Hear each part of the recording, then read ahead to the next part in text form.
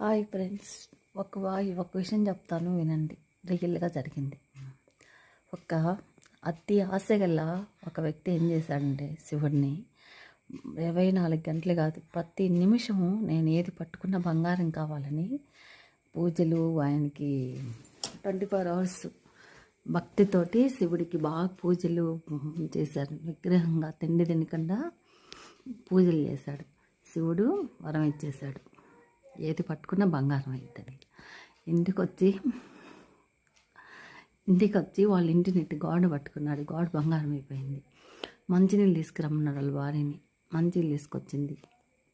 Glass బంగారం అయిపోయింది. మంచినీళ్ళు బంగారం అయిపోయింది.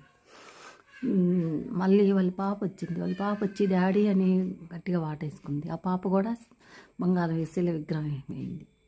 దాన్ని బట్టి ఏమర్థమవుతుంది? అతిగా ఆశపడి దేవుణ్ణి కోరుకుంటే తర్వాత అప్పుడు అర్థమైంది, ఓహో నేను ఎంత తప్పు చేశాను. ప్రతిదీ మంచినీళ్ళు దాహం అవుతున్నా నేను మంచినీళ్ళు తాగటానికి కూడా మంచినీళ్ళు కూడా బంగారం అయిపోతున్నాయి.